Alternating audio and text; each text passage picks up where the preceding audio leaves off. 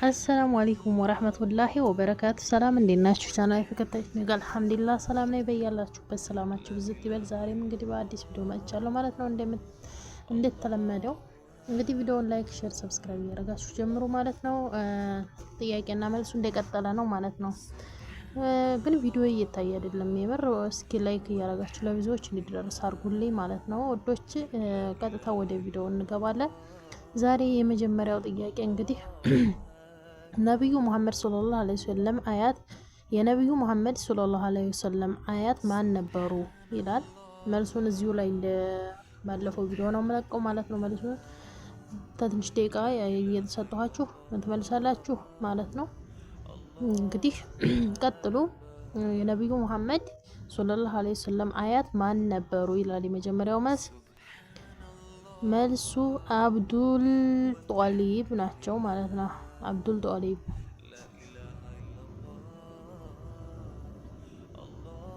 አንደኛ ጥያቄ የነብዩ መሐመድ ሰለላሁ ዐለይሂ ወሰለም አያት ማን ነበሩ ነው የሚለው የመጀመሪያው ጥያቄ ማለት ነው። የነብዩ መሐመድ ሰለላሁ ዐለይሂ ወሰለም አያት ማን ነበሩ? መልሱ አብዱል ሙጧሊብ ናቸው ማለት ነው አያታቸው። የነብዩ ሰለላሁ ዐለይሂ ወሰለም የመጀመሪያ ወንድ ልጅ ማን ነበር? የነብዩ ሰለላሁ ዐለይሂ ወሰለም የመጀመሪያ ወንድ ልጅ ማን ነበር? መልሱ አልቃሲም ነው። የመጀመሪያ ልጃቸው አልቃሲም። እሺ፣ ሶስተኛ ጥያቄ ቁርአን በስንት ዓመታት ውስጥ ተወረደ ይላል። ቁርአን በስንት ዓመታት ውስጥ ተወረደ? መልሱ በ23 ዓመታት ተወረደ ማለት ነው። መልሱ 23 ማለት ነው። እሺ፣ አራተኛ ከመካ ወደ መዲና ሲሰደዱ ነብዩ ሰለላሁ ዐለይሂ ወሰለም ከማን ጋር ነበሩ? ከመካ ወደ መዲና ሲሰደዱ ነብዩ ሰለላሁ ዐለይሂ ወሰለም ከማን ጋር ነበሩ? መልሱ ከአቡበክር ስዲቅ ረዲየላሁ ዐንሁ ጋር ማለት ነው። አቡበክር ስዲቅ ጋር ማለት ነው። እሺ፣ አምስተኛ በሂጅራ ጊዜ ነብዩ ሰለላሁ ዐለይሂ ወሰለም የተደበቁበት ዋሻ ምን ይባላል? በሂጅራ ጊዜ ነብዩ ሰለላሁ ዐለይሂ ወሰለም የተደበቁበት ዋሻ ምን ይባላል? መልሱ ዋሻው የተደበቁበት ዋሻ ከውሰር ይላል።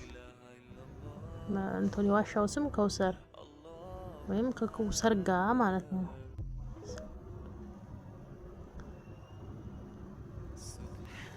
እሺ፣ ስድስተኛ ነብዩ ኢብራሂም አለይሂ ሰላም አባታቸው ማን ይባል ነበር? ነብዩ ኢብራሂም አለይሂ ሰላም አባታቸው ማን ይባል ነበር? መልሱ አዛር ነው። ሰባተኛ የመጀመሪያው የጁምዓ ሰላት የተሰገደው የት ነው? የመጀመሪያ የጁምዓ ሰላት የተሰገደው የት ነበር? መልሱ መዲና።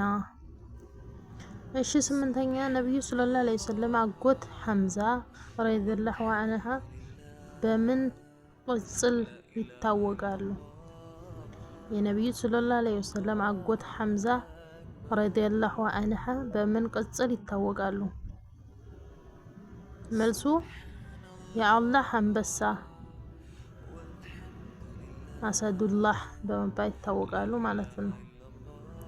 የአላህ አንበሳ ወይም አሰዱላህ ይባሉ ነበር ማለት ነው። እሺ፣ ዘጠነኛ በቁርአን ውስጥ የንብ ስም የተሰጠው ሱራ ምን ይባላል? በቁርአን ውስጥ የንብ ስም የተሰጠው ሱራ ምን ይባላል?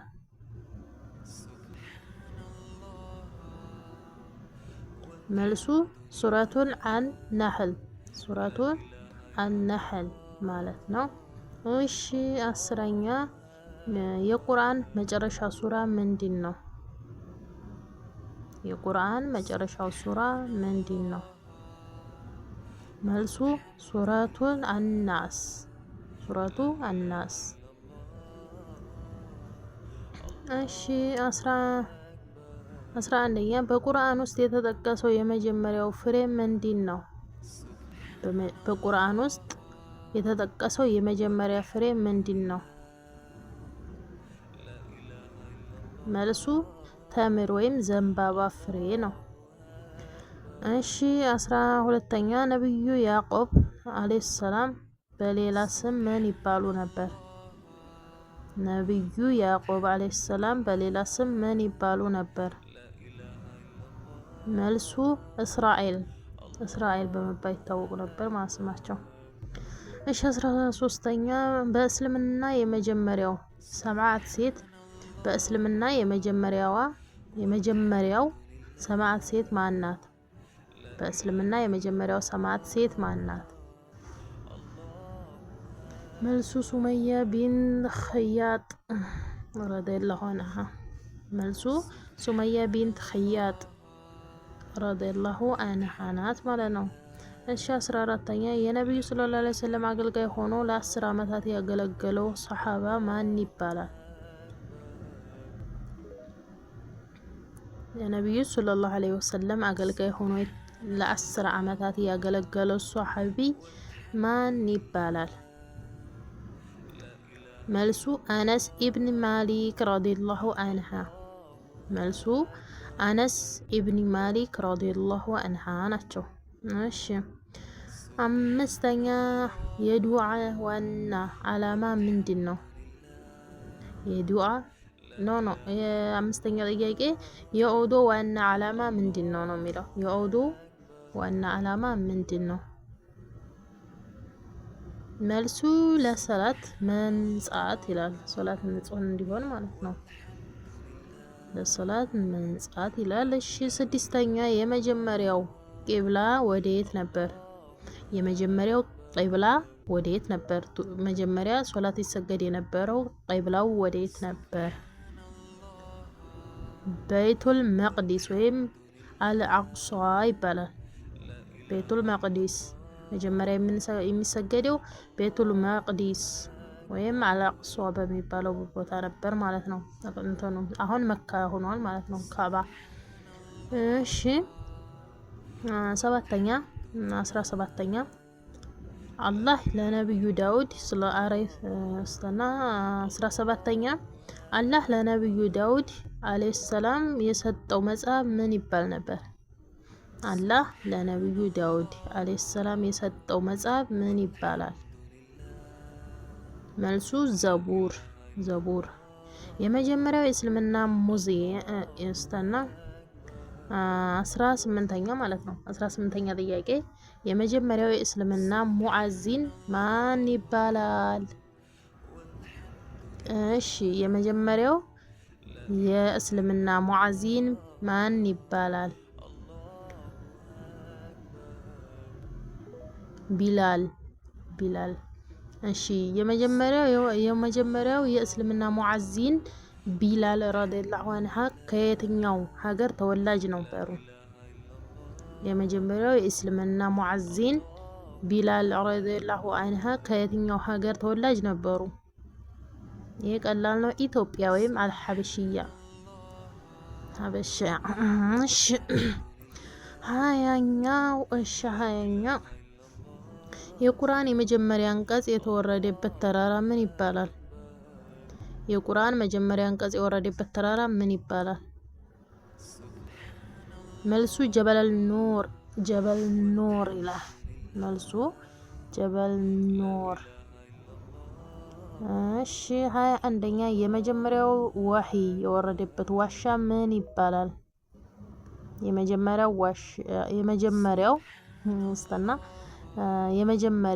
ወህይ የወረደበት ዋሻ ምን ይባላል? የመጀመሪያ ወህይ የወረደበት ዋሻ ምን ይባላል? መልሱ ጋሩ ሂራ ወይም ዋሻ ሂራ ዋሻ ማለት ነው። እና የዛሬው ጥያቄ ይሄን ይመስል ነበረ ማለት ነው። ከወደዳችሁት ላይክ አድርጉ፣ እስከ መጨረሻው አዳምጡት። እያዳመጣችሁ ላይክ እያረጋችሁ ለሌሎች እንዲደርስ አድርጉ። ኢስላማዊ ትምህርት የሚፈልጉ ብዙ አሉ እና እንደዚህ ላይክ እያረጋችሁ ለብዙዎች እንዲደርስ አድርጉ። እኔንም ታበረታቱኛላችሁ ላችኋለሁ ውዶቼ እና እስካሁን እስከ መጨረሻው ስለተከታተላችሁኝ አመሰግናለሁኝ። በቀጣይ ቪዲዮ እስከምንገናኝ ወሰላሙ አለይኩም ወራህመቱላሂ ወበረካቱ። ቪዲዮውን ከወደዳችሁት ላይክ እያረጋችሁ ቻናሉን ሰብስክራይብ እያረጋችሁ አበረታቱኝ። ወሰላሙ አለይኩም ወራህመቱላሂ ወበረካቱ። ባይ ባይ።